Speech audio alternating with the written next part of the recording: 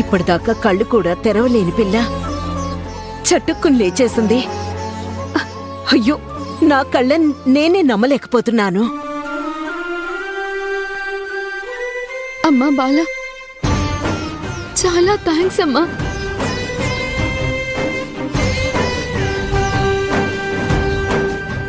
ఆ బాల త్రిపుర సుందరిని నేను మనసారా కోరుకున్నాను. అమ్మోని ఎలాగైనా మామూలు మనిషిని చేయమని. నేను కోరుకున్నానో లేదో అమ్ముల్య వెంటనే మామూలు మనిషి అయిపోయింది.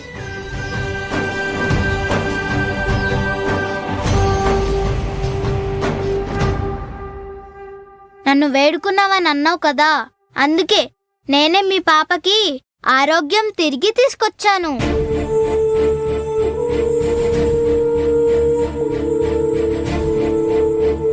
నిన్ను వేడుకోవడం ఏంటి? బాలా త్రిపుర సుందరిని వేడుకున్నా అన్నావు కదా, నా పేరేమని చెప్పాను? బాలా అని కదా. అంటే నన్ను వేడుకున్నట్టే కదా. నీ మాటలు గారడితోనే మమ్మల్ని బురడి కొట్టించేస్తున్నావు. అభి, ఈ అమ్మాయి ఎవరో కానీ చాలా బాగా మాట్లాడుతుంది. ఈరోజు పండగ కదా, కాసేపు ఇక్కడే ఉండమనవా? బాలా, ఈరోజు మా అమూల్యని బాలా త్రిపుర సుందరి దేవిలాగా అలంకరించి పూజ చేద్దామనుకున్నాం. తనతో పాటు నువ్వు కూడా పూజలో కూర్చుంటావా? నన్ను కూర్చోపెట్టి నాకే పూజ చేస్తాను అంటున్నావు, ఎందుకు వద్దంటాను? ఏమంటావ్? ఉంటావు కదా? ఇంత దూరం వచ్చాను కదా, ఆ పూజ కూడా అందుకునే వెళ్తాను.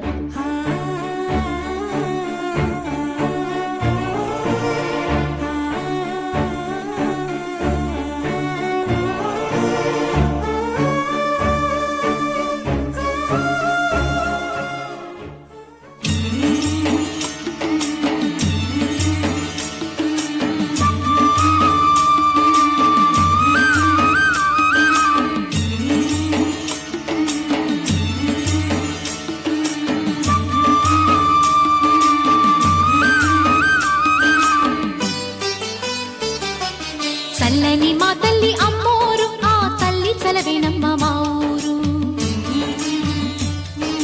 చల్లని మా తల్లి అమ్మోరు, ఆ తల్లి చలవేనమ్మ మా ఊరు.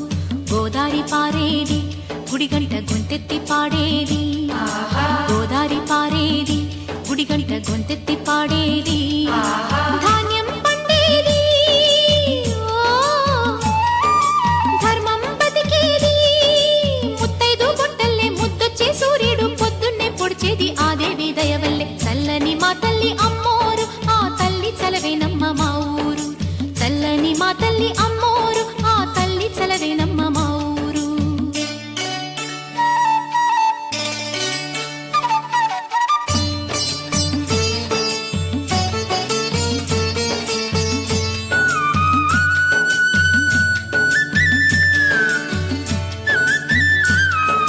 చల్లని మా తల్లి అమ్మోరు, ఆ తల్లి చలవేనమ్మ మా ఊరు. చల్లని మా తల్లి అమ్మోరు, ఆ తల్లి చలవేనమ్మ మా ఊరు. గోదారి పారేది, గుడిగంట గొంతెత్తి పాడేది. గోదారి పారేది, గుడిగంట గొంతెత్తి పాడేది. ధాన్యం పండేది, ధర్మం బతికేది. ముత్తైదు గుంటల్లే ముద్దొచ్చే సూర్యుడు పొద్దున్నే పొడిచేది ఆ దేవి దయవల్లే. చల్లని మా తల్లి అమ్మోరు, ఆ తల్లి చలవేనమ్మ మా ఊరు. చల్లని మా తల్లి అమ్మోరు, ఆ తల్లి చలవేనమ్మ మా ఊరు.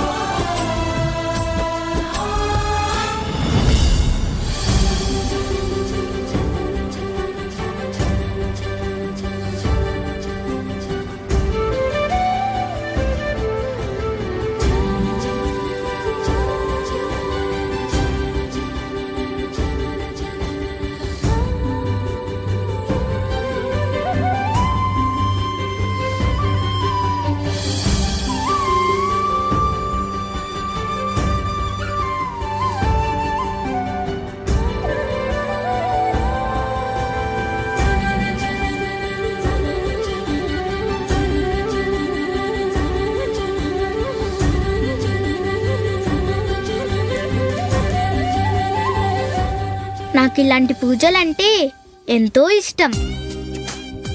ఇలాంటి పూజలంటే ఇష్టమా? ఎందుకమ్మా? నీ పూజ ఎంతో చిత్తశుద్ధితో చేసిన పూజ, మలినం లేని మనసుతో చేసిన పూజ,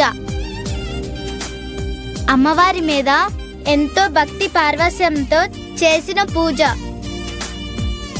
నేను కోరుకునేది కానుకలు కాదు, ఇలాంటి నిర్మలమైన హృదయాలతో చేసిన పూజలే ఇష్టపడతాను.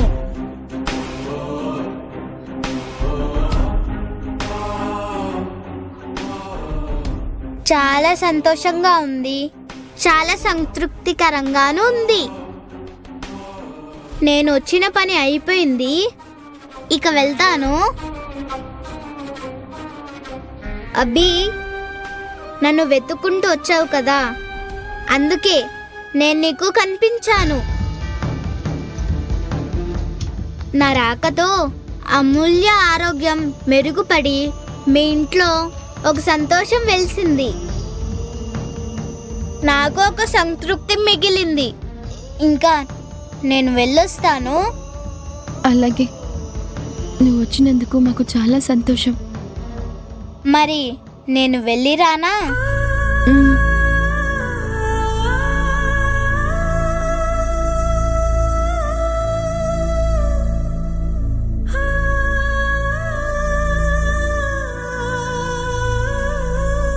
అసలు ఆ పిల్లకేమైనా మెంటలా? ఏదో పిచ్చాసుపత్రి నుండి పారిపోయి వచ్చినట్టు మాట్లాడుతుంది. అలా మాట్లాడతావేంటక్క? ఆ పాప వల్ల అమూల్య ఆరోగ్యం మెరుగుపడింది. తన వల్ల మనకి ఇంత ఉపకారం జరిగితే తన గురించి అలా తప్పుగా మాట్లాడటం ఏం బాలేదక్క. ఏదో డాక్టర్ ఇచ్చిన మందుల వల్ల అమూల్యకి కాస్త నయమైంది. అదేదో ఆ పిల్ల వల్లే అయినట్టు ఓవరాక్షన్ చేస్తావేంటి? లలిత, నీలాంటి వాళ్ళని చూసే రాసుంటారేమో ఒక సామెత. ఏంటో ఆ సామెత? ఏరు దాటాక తెప్ప తగిలేసినట్టు. ఎన్నో సామెతలు చెప్తావు కదా, ఈ సామెత నీకు తెలీదా?